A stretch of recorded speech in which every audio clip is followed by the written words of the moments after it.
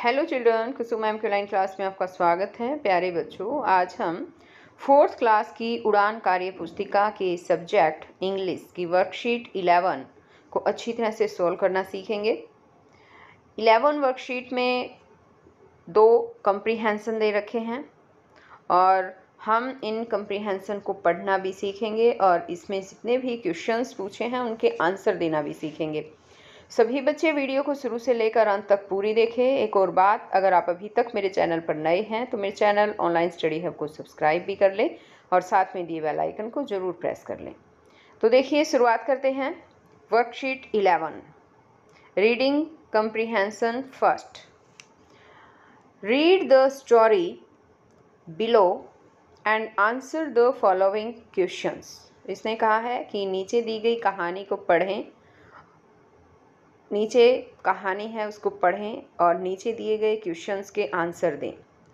तो यहाँ पर देखिए, एक बार ये कहानी दे रखी है, हमें रीड करनी है और इसके नीचे कुछ क्वेश्चंस दे रखे हैं, उनके आंसर भी देने। तो सबसे पहले हम इस कहानी को पढ़ते हैं। कहानी का जो टॉपिक है वो है विलेज फेयर। गलती से यहाँ पर लिख दिया गया है, यहाँ ऊपर जो है ये आना चाहिए था, विलेज फेयर यानी कि गाँव का मेला। अब इसको पढ़ना शुरू करते हैं। सभी बच्चे ध्यान से सुनिए। I went to the village fair with my mother. मैं मेरी माँ के साथ गांव का मेला देखने गई।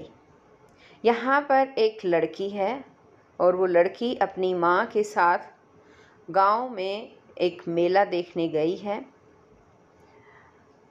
अब आगे यहाँ पर ये सेंटेंस पढ़िए, बताइए क्या लिखा है। आई वॉर अ ब्यूटीफुल फ्रॉक। मैंने एक सुंदर फ्रॉक पहनी थी। I bought a big monkey. यहाँ देखो, ये रहा monkey toy from the toy seller for ₹100। इसने कहा है कि मैंने एक बड़ा मंकी टॉय ख़रीदा, यानी खिलौना बंदर बड़ा वो ख़रीदा। किससे ख़रीदा बताओ? हाँ, खिलौने बेचने वाले से। और कितने रुपए में? 100 रुपये में। तो इसने क्या कहा कि मैंने 100 रुपये में खिलौना बेचने वाले से एक बड़ा मंकी टॉय यानी कि खिलौना बंदर जो है वो ख़रीदा। Some women were buying colourful bangles. Bangles होती है बच्चों, चूड़ियाँ। कुछ औरतें रंगीन चूड़ियाँ खरीद रही थी। मैनी मीन्स होता है बहुत। पीपल लोग। वर वॉकिंग बहुत से लोग चल रहे थे। My mother and I were very happy. मेरी माँ और मैं बहुत खुश थे।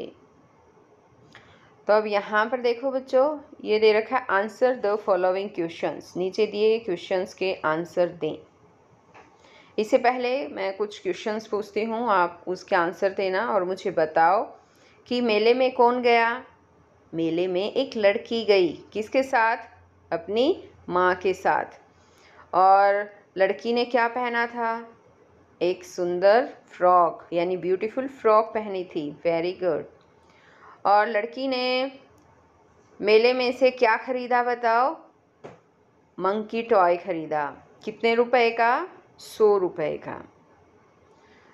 तो अब देखिए एक बार, यहाँ पर जो नीचे क्वेश्चन दिए गए हैं इनके आंसर देखते हैं। First question is match the naming words noun with the adjectives in the table below. इसने कहा है कि नीचे दी गई टेबल में जो नाउन वर्ड्स हैं, नेमिंग वर्ड्स हैं यानी नाउन, उनको एडजेक्टिव के साथ मैच करना है। तो अब मुझे बताओ, सबसे पहले तो बच्चों नेमिंग वर्ड क्या होते हैं? मैंने बताया था ना नेमिंग वर्ड क्या होते हैं। नेमिंग वर्ड मीन्स नाउन यानी कि नाम। इस धरती पर जितनी भी चीज़ें हैं, जितने भी व्यक्ति हैं, कोई स्थान है जिसका कुछ नाम है, वही नाउन होगा। ये नेमिंग वर्ड होगा। ठीक है, ये ज़रूर ध्यान रखें। ये मैंने आपको पहले भी बता रखा है। और साथ में अब एक नया वर्ड भी आया है, एडजेक्टिव। एडजेक्टिव क्या होता है बताओ? यानी कि विशेषण। किसी भी चीज़ की जब विशेषता बताते हैं, यानी कि नाउन की विशेषता बताते हैं, वो एडजेक्टिव होते हैं। ठीक है, इतना ध्यान रखो बच्चों। जैसे अब ऊपर एक बार इसी कंप्रीहेंशन को देख लेते हैं। यहाँ देखिए, ब्यूटीफुल फ्रॉक। फ्रॉक क्या है? फ्रॉक एक नाउन है, यानी पहनने की चीज़ है फ्रॉक, है ना। तो ये नाउन हुआ, नेमिंग वर्ड हुआ। और ब्यूटीफुल क्या है? यहाँ जो ब्यूटीफुल दे रखा है, यानी कि सुंदर। फ्रॉक की विशेषता बताई गई है, फ्रॉक कैसा है? सुंदर है। तो ये जो ब्यूटीफुल वर्ड है ना बच्चों, यहाँ पर ये एडजेक्टिव है, ध्यान रखें। ठीक है। अब जैसे कि मंकी है, बंदर। बंदर की भी विशेषता बताई गई है यहाँ पर। क्या विशेषता बताई गई है? मंकी जो है वो बड़ा है, बिग है, बिग टॉय है ना, बड़ा खिलौना है। तो ये उसकी ये एडजेक्टिव होगा, बिग टॉय यहाँ पर। ठीक है। इसी तरह से यहाँ देखो, बैंगल्स, चूड़ियाँ, और यहाँ लिख रखा है कलरफुल बैंगल्स। यानी बैंगल्स यानी चूड़ियाँ, ये पहनने वाली चीज़ है, ये बैंगल्स, चूड़ियाँ। तो ये नाम हो गया, यानी ये नेमिंग वर्ड है बैंगल्स, तो है ना। लेकिन इसके साथ कलरफुल जुड़ा हुआ है कि चूड़ियाँ कैसी है? कलरफुल है, रंगीन है। तो ये कलरफुल जो वर्ड है बच्चों, ये एडजेक्टिव है, यानी कि ये विशेषता बता रहा है किसकी? बैंगल्स की। बैंगल क्या है? यहाँ पर नेमिंग वर्ड है, यानी कि नाउन है। तो इस तरह से कलरफुल जो है वो एडजेक्टिव हो गया है। इसी तरह से यहाँ देखो लिख रखा है, मेरी मदर और मैं जो है बहुत खुश थे। तो यहाँ मदर क्या थी? खुश थी, हैप्पी थी। मदर की यहाँ पर एडजेक्टिव बताया गया है। और ये लड़की भी कैसी है? खुश है। इसकी भी यहाँ पर ये एडजेक्टिव हैप्पी ही आएगा। ठीक है, इस तरह से। तो लगता है मुझे आपको एडजेक्टिव समझ में आ गए होंगे। अब आगे चलते हैं। देखिए, यहाँ इसने कहा है कि एक तरफ यहाँ तो नाउन्स दे रखे हैं और ये दे रखे हैं एडजेक्टिव। तो हमें क्या करना है? इन नाउन के साथ एडजेक्टिव को मैच करना है। तो देखिए, यहाँ क्या लिख रखा है? ये है फ्रॉक। फ्रॉक की क्या विशेषता बताई थी इसमें बताओ? ब्यूटीफुल फ्रॉक, है ना। तो हम इस फ्रॉक को ब्यूटीफुल से मैच कर देंगे। ठीक है, यहाँ पर ये देखिए ऐसे कर देते हैं। ठीक। अब है बैंगल्स, चूड़ियाँ। चूड़ियों के लिए क्या वर्ड यूज़ किया गया था? कौन सा एडजेक्टिव यूज़ किया था? कलरफुल बैंगल्स, है ना। तो ये बैंगल्स का कलरफुल यहाँ पर आ जाएगा। ये बैंगल्स, ओह सॉरी, ये बैंगल्स, ये यहाँ कलरफुल। ठीक है। अब है मंकी। मंकी की क्या जो है क्वालिफाई किया गया था? कौन सा वर्ड है जो मंकी को क्वालिफाई कर रहा है, यानी उसकी विशेषता बता रहा है? बताओ। बिग टॉय, है ना। तो यहाँ पर ये बिग टॉय आ जाएगा। मदर, मदर क्या है? मदर हैप्पी थी, तो यहाँ पर हैप्पी मदर के साथ। तो इस तरह से आपको ये मैच करना है बच्चों। अब इसी तरह से आगे सेकंड क्वेश्चन दे रखा है, इसे पढ़िए। Whom did the girl go to the fair with? लड़की मेले में किसके साथ गई? whom मीन्स होता है किसके, with मीन्स साथ। किसके साथ गई थी लड़की बताओ? हाँ, अपनी मदर के साथ, है ना। अब सभी बच्चे क्वेश्चन के आंसर बनाना भी सीखें कि क्वेश्चन के आंसर कैसे बनाने हैं। ये कंप्रीहेंशन में से ही हमें छांटने हैं, इसलिए पूरा क्वेश्चन का आंसर हमें कंप्रीहेंशन में ही मिल जाएगा। अब यहाँ पूछा है कि लड़की किसके साथ मेला देखने गई थी? मेले में किसके साथ गई थी? तो यहाँ पर देखिए क्या लिख रखा है, ये देखो, विद माई मदर, है ना। I went to the village fair with my mother, ऐसे लिख रखा है। लेकिन इसको हमें थोड़ा सा चेंज करना है बच्चों। आई के जगह हमें द गर्ल लिखना है, क्योंकि आंसर जो है वो क्वेश्चन के अकॉर्डिंग ही होगा। क्वेश्चन में गर्ल आया है तो आई की जगह द गर्ल आएगा, द गर्ल। और एक और बात, क्वेश्चन में डिड आया है। अगर क्वेश्चन में डिड आता है तो हमेशा वर्ब की जो है यहाँ डिड अगर क्वेश्चन में आ जाता तो डिड के साथ तो फर्स्ट फॉर्म आती है, जैसे गो आई हुई है, लेकिन आंसर लिखते समय हमेशा वर्ब की सेकंड फॉर्म आएगी आंसर में, ठीक है। तो गो की सेकंड फॉर्म वेंट आ जाएगी। तो द गर्ल, अब देखिए एक बार क्वेश्चन में ही देखते हैं हम। यहाँ देखो आई की जगह द गर्ल आएगा।